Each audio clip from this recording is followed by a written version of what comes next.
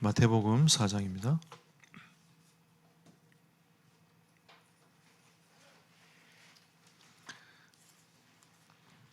마태복음 4장 19절 말씀.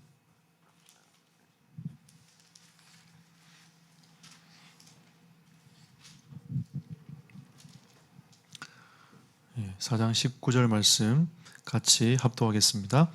말씀하시되 나를 따라오라 내가 너희를 사람을 낚는 어부가 되게 하리라 하시니. 아멘.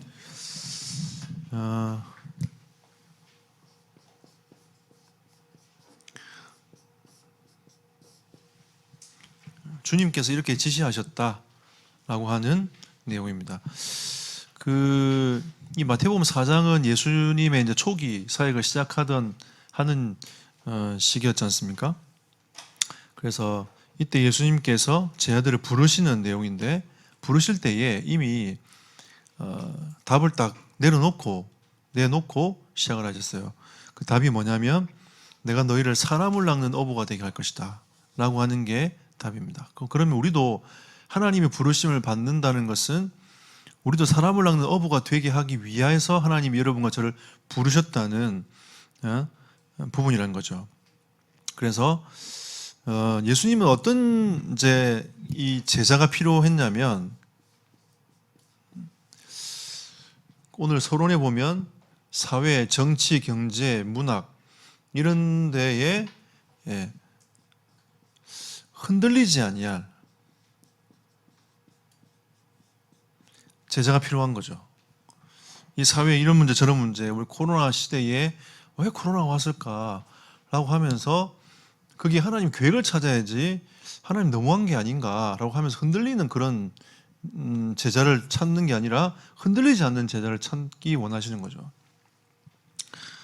지금 코로나 시대가 이렇게 되어서 이제 넘어가지만 그 초대 교회의 사람들은 상당히 어려웠습니다. 어려웠고 그 재산도 많이 빼앗기고, 그리고 이제 그 감옥도 많이 가고, 또 나중에는 순교까지 이르는 그런 이제 일들을 당했는데, 예수님은 이런 문제 저런 문제 작은 문제를 자꾸 흔들려 버리면 진짜 하나님의 언약을 이루어갈 그 사역들을 못 한다는 거죠. 그래서 오늘 오전 메시지처럼 승리를 이미 하셨기 때문에 하신 그 예수 그리스도의 언약을 붙잡고 흔들리지 않고 가야 될 그 제자가 예수님께 필요한 겁니다. 자, 그리고 이제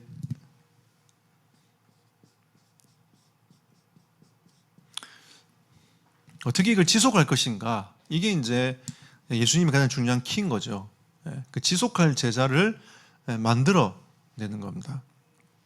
가다 안 가다 하면 그 누구나 다 할 수 있잖아요. 내가 힘써서 한번 해보자 라고 하는 거는 누구나 할 수 있습니다. 마음 먹고 할 수 있는데 이걸 어떻게 지속할 수 있느냐의 문제는 다른 문제인 거죠. 오늘 좀 내용이 작지만 여러분들이 조금 그 임팩트 있게 가슴에 담을 수 있는 시간이 되면 좋겠습니다. 그래서 예수님은 이 소수에 집중을 하신 거죠.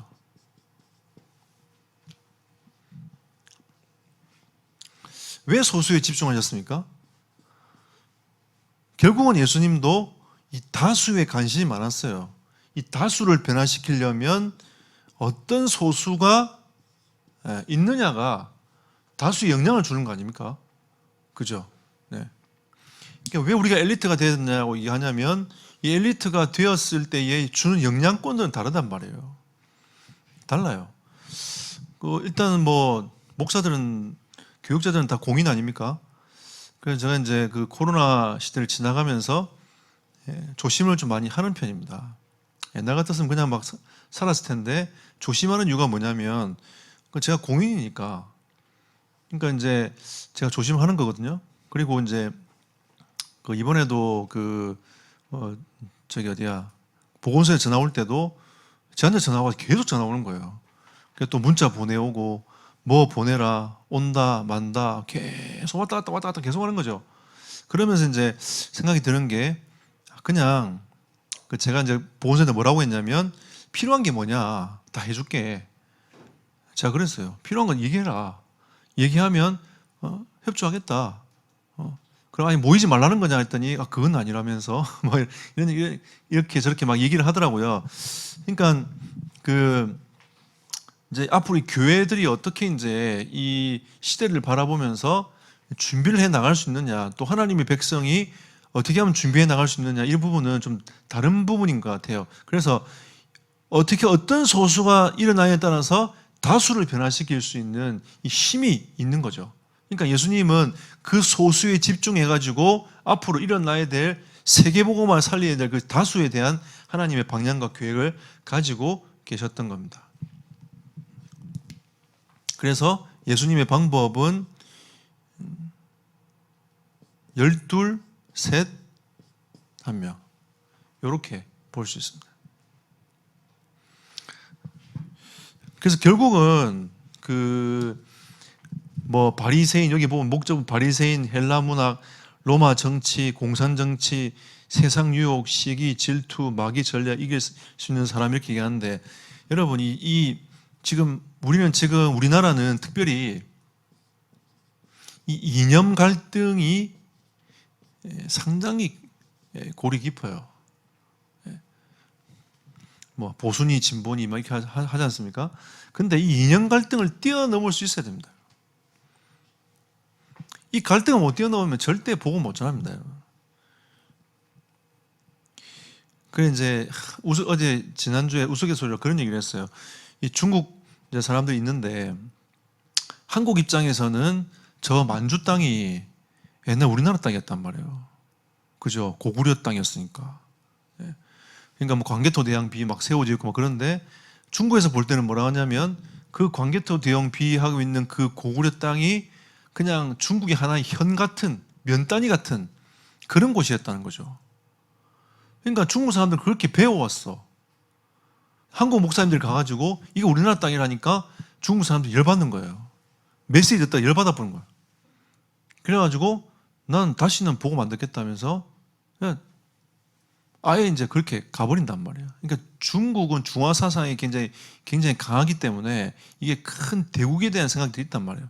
그리고 또 예전에 그 서밋 그 모임할 때 뭐라고 했냐면 왜 대만하고 중국하고 다르게 분리하냐.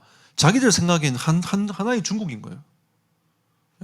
대만도 자기 거고 홍콩도 자기 거고 그렇게 교육을 받아 놓으니까 그냥 하나의 중국으로 생각하고 있는 겁니다.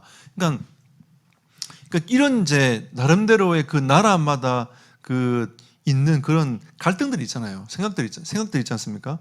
근데 그런 생각 가지고 어떻게 우리가 세계복음 합니까? 하나님은 오직 이념 갈등을 뛰어넘을 오직 그리스도 할 사람, 그리스도 관점으로 바라볼 사람 필요한 거죠. 그래서 제가 예전에 그 대학 그 신학원 저기 만들어 놓고 제가 강사를 짜서 보냈거든요. 그 보낼 때 이제 제가 알게 모르게 자른 강사들이 있어요. 제가 카트 시킨 강사들이 있습니다. 그 어떤 강사들이냐면 가가지고 그 안에 가다 보면 있잖아요. 좋은 제자들이 많아요. 그러니까 제자들이 한 번씩 갈등이 일어나잖아요. 그래서 강사의 은혜 받고 나면 거기에 대한 이제 상담을 한단 말이에요.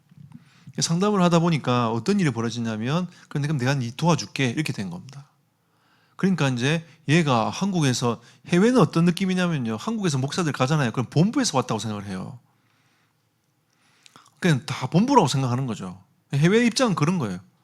그런데 본부에서 왔다고 생각해가지고 내가 네 도와줄게 하니까 본부 목사님이 나를 도와주는 것 같다고 생각을 하는 겁니다. 그러니까 이제 나중에 뭐가 생겼냐면 현지에 있는 사역자하고 거리가 멀어지는 거예요.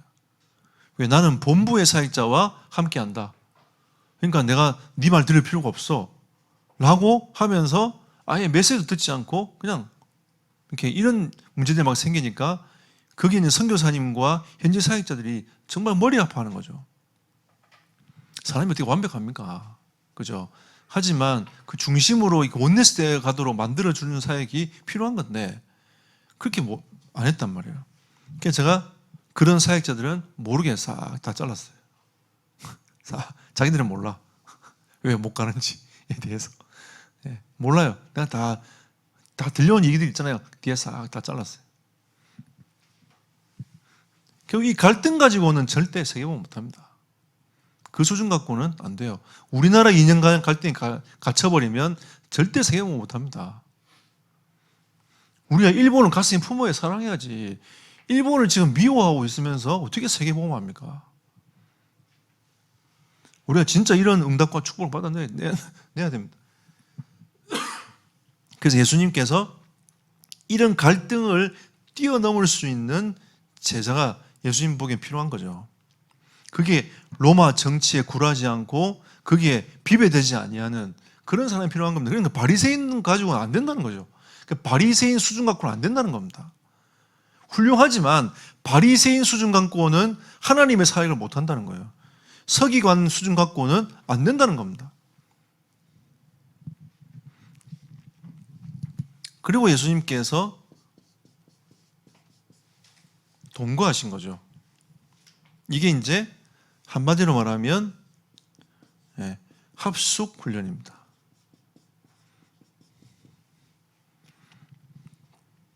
합숙 훈련 하셨습니다. 자, 그리고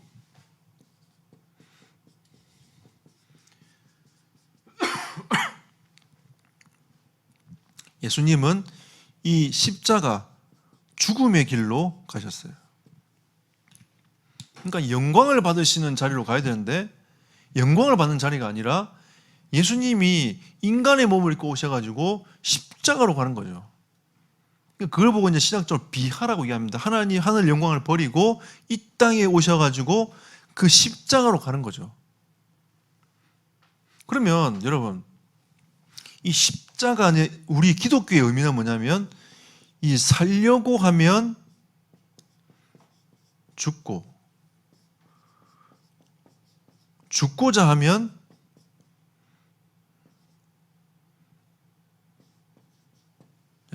사는 이게 우리의 응답입니다. 우리가 정말 복음 가지고 진짜 죽고자 하면 하나님은 사는 응답을 주시고 세상 쳐다보고 이리저리 피해 다니면서 살려고 하는 사람은 결국은 죽는다. 예수님의 죽음은 결국은 누굴 위해서입니까?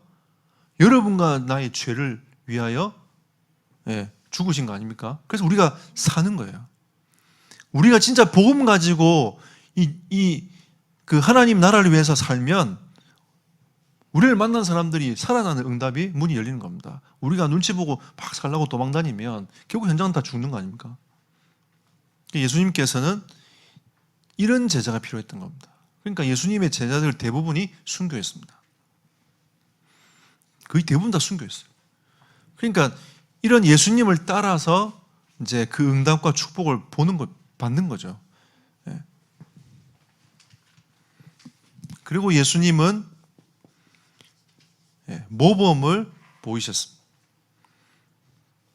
그러니까 다른 말로 하면 현장을 보면서 이렇게 해라 저렇게 해라가 아니라 실제로 현장을 치유하시고 회복하시는 그 직접적인 사역들을 보여주신 거죠. 그죠? 그 당시 어린아이들은 가까이 오는 걸 원치 않았지만 예수님은 어린아이도 가슴에 품고 그리고 예수님께 나오는 모든 사람들을 하나님은 치유하셨어요. 치유하셨단 말이에요.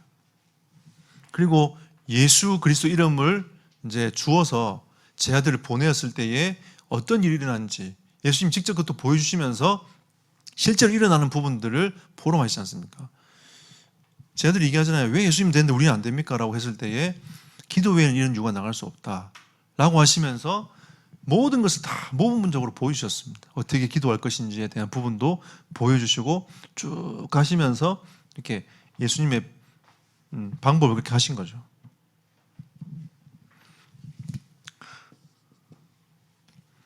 그래서 우리가 이제 지금 우리의 다락방 전도 운동 하는데 결국은 이게 이제 초대교회 운동 아닙니까? 이 복음 운동이기 때문에 우리가 실제로 이 복음 운동 하면서 하나님 어떻게 인도회가 역사해 가시는지를 우리가 실제로 이걸 치유를 체험하고 회복을 체험하는 게 필요합니다. 그리고 예수님은 순종하셨습니다. 그러니까 예수님이 왜 능력이 없겠습니까? 그죠? 하나님 자신이 능하신 분 아닙니까? 하나님 자신이 능하시는데 예수님의 그 권능을 예수님이 당하는 그 고난의 시기 때는 단 한 번도 쓴 적이 없어요. 능력이 있음에도 불구하고도 그 능력을 쓰지 않았다는 거죠. 여러분, 능력이 있는데 쓰지 않는 사람과 능력이 없는데 못 쓰는 사람은 다른 얘기인 거죠. 여러분 진짜 돈이 많은데 안 쓰는 거랑 돈이 없어가지고 오늘 점심 김밥 먹었는데 우리 김밥 먹는 거랑 다른 얘기인 거죠. 그죠? 네. 저는 국밥 사 먹을 수 있어요. 국밥 사 먹을 수 있는데 김밥 먹는 거랑 김밥 사 먹을 돈이 애매하네. 동전을 다 끌어모아가지고 김밥 사 먹는 거랑 다른 얘기인 거죠. 하루는 제가 대학교 때 저녁을 먹어야 되는데 차비가 없어. 저녁을 먹으면 차비가 없고 차를 타고 가면 저녁 먹을 게 없는 거죠. 배가 너무 고픈 거예요, 지금 그때 그 당시에. 그래서 제가 어떻게 생각했냐면 저희가 학교에서 이제 집에 가려면 버스를 2번 타야 되는데 그러면 한 번은 걸어가자. 한 번은 걸어가고 한 번만 타자. 이래가지고 한 번 가지고 빵 사 먹었어요. 빵 사 먹고 계속 걸어갔어요. 그래가지고 버스 한 번만에 가는 버스를 타고 집에 간 기억이 있습니다. 그러니까 약간 좀 그렇더라고요. 좀 처량하다. 이러면서 이제 그때는 걸어갔거든요. 지금은 걷는 이유가 있습니다. 내가 차비가 없어서 걷는 게 아니고요. 빵 사 먹을 돈이 없어서 걷는 게 아니고 그냥 건강을 위해서 걷는 거예요. 다른 거죠. 다른 얘기인 겁니다. 그러니까 우리가 그 예수님의 순종은 다른 게 아니라 결국은 하나님의 그 구원의 뜻을 이루기 위한 순종이 아니었습니까? 그죠? 왜 능력이 없어가지고 조롱을 당하십니까? 수많은 사람들이 예수님 조롱했습니다. 그러니까 사람들이 자꾸 이제 자기 입장에서 예수님을 생각하고 자기 입장에서 기독교를 생각하다 보니까 왜 그거밖에 안 되고 하나님 그 도와주지 않느라고 얘기하지만 하나님 편에서 볼 땐 그게 아니에요. 하나님은 다 할 수 있어요. 할 수 있는데 당신의 뜻대로 되기를 원하는 거죠. 하나님의 뜻대로 되기를 원하는 겁니다. 예수님도 기도할 때에 가능하시면 하나님이 이 쓴 잔을 내게 해서 좀 지나가게 해주십시오라고 했지만 결국은 예수님은 뭐라고 했죠? 내 뜻대로 마옵시고 아버지의 뜻대로 되기를 원하나이다 라고 했단 말이에요. 그럼 결국은 이 순종이라는 거는 다른 게 아니고 하나님의 뜻대로 되기 위하여 그 걸음을 걸어가는 삶인 거죠. 예수님 이걸 이제 보여줬습니다. 그 순종의 결과는 고난이었고 죽음이었습니다.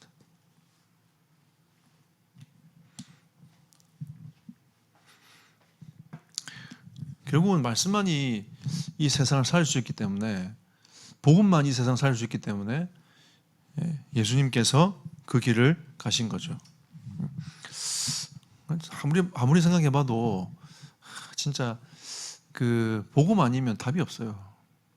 정말 답이 없습니다. 중국에도 복음이 필요하고 저기 아프리카에도 복음이 필요하고 지금 우리가 간절히 기도하고 있는 미얀마와 인도에도 진짜 복음이 필요합니다.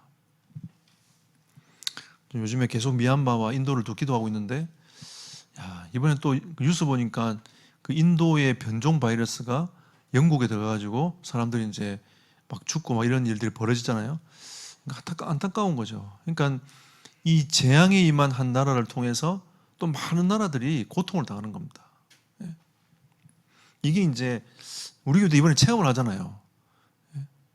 좀 이 생각을 잘 못했던 몸이 좀 안 좋으면 교회를 안 오면 되는데 생각을 잘 못했던 한 분으로 인하여서 우리 교회 전체가 지금 다 코로나 검사 받고 막 대기하고 막 오늘 비대면 하는 이유가 이거거든요, 여러분. 그러니까 여러분이 한 사람의 생각이 이토록 많은데 영향을 주고 있는 겁니다. 그러니까 그냥 단순하게 생각하면 안 돼요, 여러분. 그러니까 우리가 그리스도인으로서 나는 순종 안 해도 되겠지라고 하는 그 생각 있잖아요. 나는 이 정도만 하면 되겠지라는 그 생각을 우리는 싹 다 버려야 돼요. 그러니까 항상 우리의 기준은 어디에 있어야 됩니까? 하나님의 말씀에 딱 있어야 돼요. 하나님의 그 뜻이라는 그 주의 말씀 앞에 머물러 있어야지 이게 기준이 돼야 되지. 자꾸 우리는 우리의 관점대로 기준을 삼아가지고 이래 되고 저래 되고 라고 생각을 하는 거죠. 근데 하나님은 예수님도 나름대로 자기 기준이 있었지 않겠습니까? 근데 하나님의 뜻이 선하기 때문에 이 뜻이 아니면은 우리를 구원할 수 없기 때문에 하나님이 그 뜻대로 순종을 하신 겁니다. 근데 이 고난과 죽음에 대한 그 앞에서 오는 그 고통과 이 두려움은 엄청났던 거죠. 그리고 그 일을 이제 대신 쟤네들에게 부여하신 겁니다. 그러니까 예수님이 하신 그대로 우리가 그 삶을 살아가기를 원하신다는 거죠.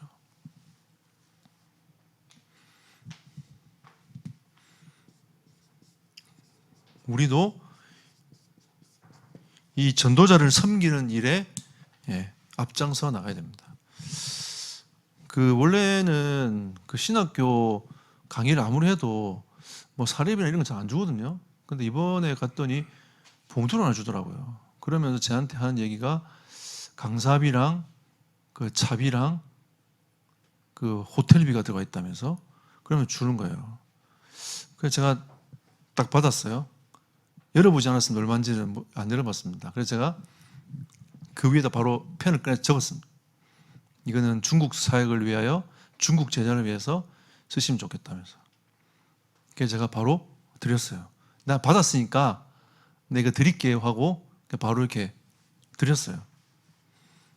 왜냐하면 저도 제 개인이 하나님 앞에서 내가 강의를 하고 수고를 했지만 그거를 내가 그 돈을 받아가지고 수고비를 끝내버리면 좀 이게 내가 대충 계산을 해볼 때도 그거는 그거밖에 못 받는 거잖아요. 근데 이걸 다시 정말 이 복음 전하는 전도자를 위해서 내가 쓴다고 한다면 이거는 정말 값진 게 아닐까라고 생각이 드는 거죠. 지난번에 저기 다른 신학교 중국 강의할 때는 우리 교회 온 통역자는 밥도 사주고 그 다음에 차도 사주고 이래가지고 다 사주고 보냈거든요. 강의 다 하고 하루 10강의 다 하고 밥 사주고 차 사주고 이래가지고 보냈어요. 근데 여기는 그래도 뭘 하나 주더라고요. 그래서 그걸 그대로 이렇게 중국 살리는 현장을 두고 드렸습니다. 그러니까 진짜 이 전도자를 대접하고 전도자를 위하여 살아가는 이 응답과 축복이 어떤 것인가에 대하여 이제 보는 거죠. 그래서 하나님 주시는 응답들. 그러면서 이제 그 목사님이 저한테 그런 얘기 하시더라고요. 앞으로 제가 이제 블랙리스트에서 풀려나면 중국 순회를 같이 하면 좋겠다고. 그냥 아멘 했어요. 언제 풀릴지 몰라. 우리 안 목사님은 제 따라갔다가 블랙리스트 올라갔잖아요. 아무 짓도 안 하고 따라왔는데 블랙리스트 올라갔어. 그러니까 보니까 그때 그 교회가 터지면서 왔던 그 스케줄에 따라 왔던 모든 명단들은 다 블랙리스트 다 올라간 것 같아요. 네. 제가 분석을 해보니까 그래요. 네. 그때 때마침 우리 안 목사님이 따라와가지고 블랙리스트에 올라간 겁니다. 이 영광 아닙니까? 그렇죠? 하늘의 상은 클 거예요. 네? 하늘의 상은 클 거예요. 하나님이. 그렇죠. 예. 제가 늦게 들어가는 바람에 메시지 한번 하셨어요.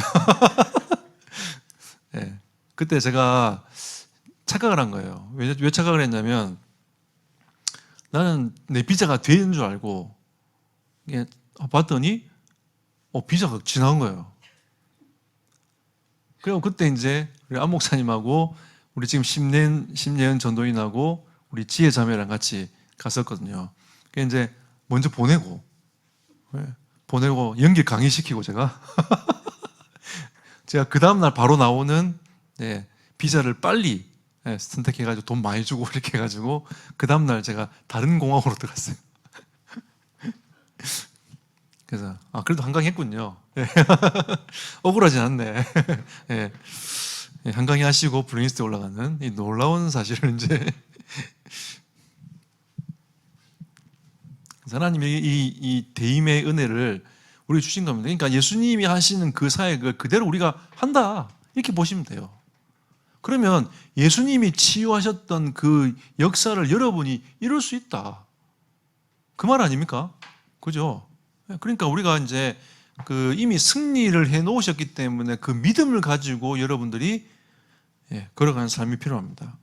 그리고 예수님은 오늘 이제 분녀라는 이 단어가 있잖아요. 이 분녀는 좀 쉽게 생각해 보시면 좋겠습니다. 하나님의 성령이 영접한 자 속에 함께하고 계시지 않습니까? 그러니까 하나님이 다 분녀가 되어서 하나님의 자녀에게 다 함께하고 계신다는 의미로 여러분이 쉽게 생각을 하시면 좋겠습니다. 그래서 여러분을 통해서 여러분을 도우신 하나님의 성령께서 여러분을 통해 가지고 하나님의 그 사역을 이루어 가시는 거죠.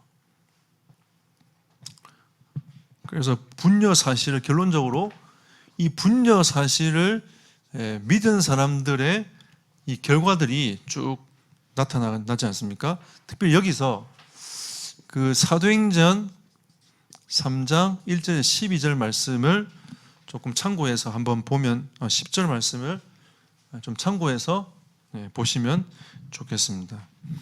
여기서 보면 이제 그동안 베드로와 요한이 가졌던 그 눈이 다른 눈으로 바뀐 거예요. 어떤 눈이었냐면 이 세상은 자꾸 이제 이 육신적 봉사를 어떻게 할 것인가. 지금 제가 말하고 있는 틀렸다는 얘기가 아니라 그 눈에만 딱 고정되어 있는 거죠. 어떻게 세상에 이제 봉사나 육신적인 봉사를 할 것인가. 안전뱅이를 바라보면서 육신적인 봉사 아무나 합니까, 여러분? 못해요. 그렇지 않습니까? 여러분, 그것도 굉장히 귀한 거잖아요. 그러면 교회 청소 아무나 합니까? 아닙니다. 정말 마음이 있고 봉사에 대한 그 마음이 있을 때 할 수 있는 거거든요. 그러니까 우리가 진짜 어려운 사람들을 위해서 봉사하는 이 봉사가 쉬운 거 아닙니다, 여러분. 근데 그 사람들이 율법 안에서 살아가면서 율법을 지켜 살아가기 위해서 이 어려운 사람들을 도와주는 삶을 살았던 거죠. 그리고 이제 거기에 이제 간접적으로 있는 분들은 이 안전뱅이가 살기 힘들겠구나라고 하면서 이 물질 봉사를 하지 않습니까?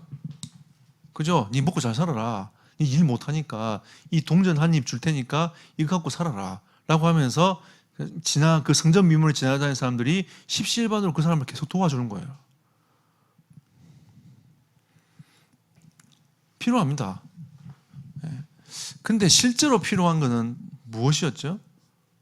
여러분, 이거 채워져도 인간은요, 영적 존재이기 때문에 이거 절대 갈급하면 안 채워집니다. 결국은 이 영적인 것이 정말 필요하구나라고 하는 것을 베드로가 본 거죠.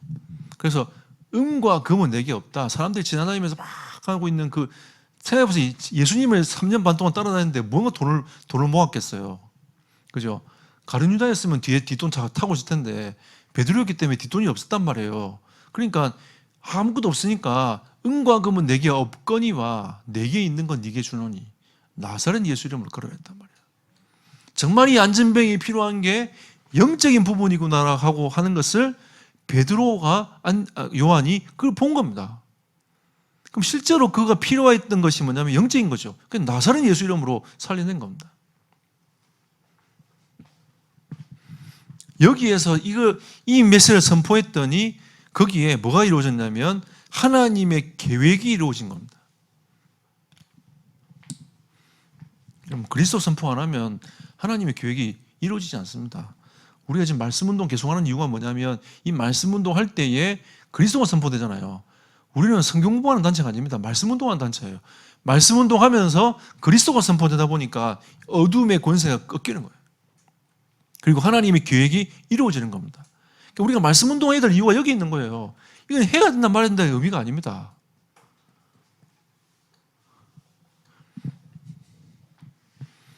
건강한 교회가 무엇입니까? 예수가 그리스도라는 사실을 믿는 거예요. 그리고 그 복음을 전하면서 사는 게 건강한 교회입니다. 그러면 완벽한 교회를 만들 수 있냐? 없습니다. 이 땅에 있는 완벽한 교회를 만들 수 없어요. 왜냐하면 우리 인간은 죄성이 있기 때문에 절대 못 만듭니다.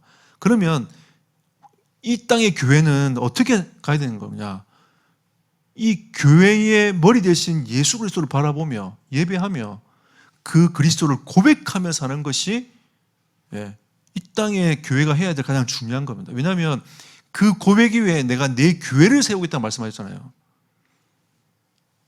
사실은 제 개척교회 얘기하면서 교회 성장 이런 걸 보면 목회 철학이 있어야 된다 얘기하는데 사실 목회 철학이 필요합니다. 근데 다 빼고 목회 철학만 있으면 안 돼요. 가장 중요한 것은 예수가 정말 그리스도라는 사실이 고백이 되어져야 그 위에 주님께서 당신의 교회를 세워나가시는 겁니다. 교회가 큰 게 문제가 아니고 이런 소수가 몇 명이 있느냐가 중요한 거예요. 정말 이 복음을 전가할 수 있는 이 소수가 몇 명이 있느냐, 이 싸움을 지금 우리는 하는 겁니다. 그래서 하나님의 이 계획이 이루어져 가는 거죠. 그래서 하나님의 계획은 이 복음이 증거되기를 원하셨던 겁니다. 왜? 복음이 증거 안 되니까.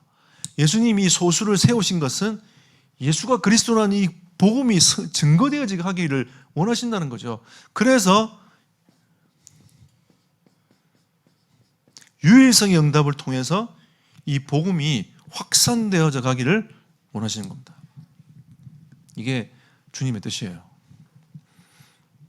그래서 이제 태안도 처음에는 예배당 회복합시다 하라고 얘기했을 때에 제가 그건 그렇게 중요한 거 아닌 것 같다고. 근데 요즘에는 현장에 조금씩 이제 응답이 일어나고 하니까 좀 모여서 이제 예배할 수 있는 공간 자체가 좀 필요하지 않겠나. 좀 이런 생각이 들어가지고 예배당 한번 알아봅시다 하라고 하면서 지금 계속 좀 알아보고 기도하고 있는 중입니다. 그것도 급하게 하지 않고 천천히. 하나님이 진짜 원하시는 곳이 어떨까. 하나님은 그 응답을 하나님 허락하실 거예요.